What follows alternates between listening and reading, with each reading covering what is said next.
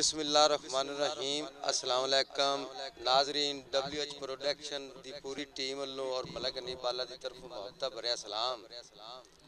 अज एक मैं नवे शहर नूं सद्या है, बड़े प्यारे लिखारी ने एंड नवे उम्मीद है जिवें दुए दोस्तां दी हौसला अफजाई कर रहे हो इंदी भी एवें करसो।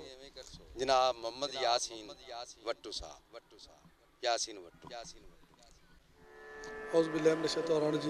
बिस्मिल्लाहिर्रहमानिर्रहीम। तमाम हाज़रीन नूं मेरी तरफों मुहब्बतां भरा सलाम कि दौड़ा है कि मेरे मौला मैथे करम चा कर तैनू 5 ते 12 दा वास्ता ही। मेरे मौला मैथे करम चा कर तैनू 5 ते 12 दा वास्ता ही। खाली आस दी झोली भर मेरी तैनू तेरे यारां दा वास्ता ही। ते जेड़े प्यासे रुल गए करबल विच उन्हां जान निसारां दा वास्ता ही। सामल दे लेक बुलंद जागा तैनू 14 ते 4 दा वास्ता ही। कि मेरी जिंद कमजोर नू जिंद जीवी पिछे अपने रोलिया ना कर। ते वांगू यूसुफ मिसर बाजार दे विच सावें अटियों तोलिया ना कर।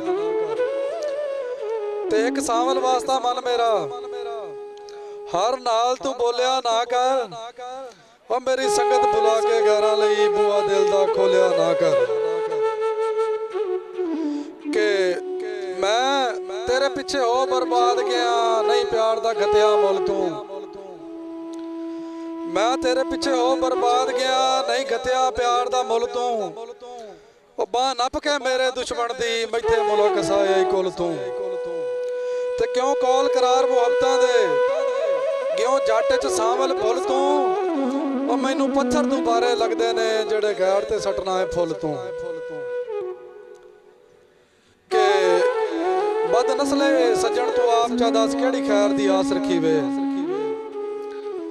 बद नस्ले सज्जण तू आप चा दस केड़ी खैर दी आस रखी वे। और जै 5-5 यार बनाए होवण उंदा किंज इतबार करीवे। ते वो डंगदा इस दौर दे विच जिंदा फायदा यार सुचीवे। वो खोटे बछड़ तू सामल बेहतर है कुत्ता नस्ल दा पाल लवीवे। के ओंदा हिजर मरेंदा था मैनू बैठा प्यार दा ज़ायका चखे।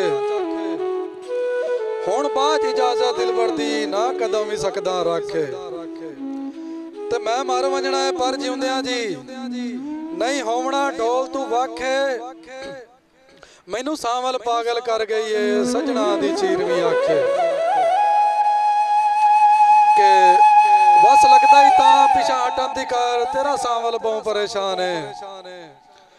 ते किवें निभदी पई है कमले दी आ वेख तो सही गुजरान है।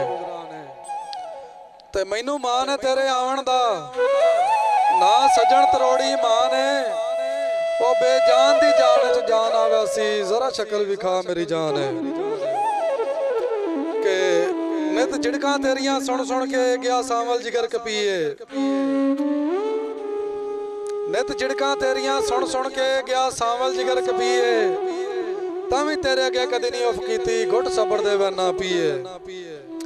ते मेरी सजन जवानी गुल करके तेनू गैर चो मिलिया की है। और तू ना मुनसफ है साडी नगरी दा क्यों कीती 420 के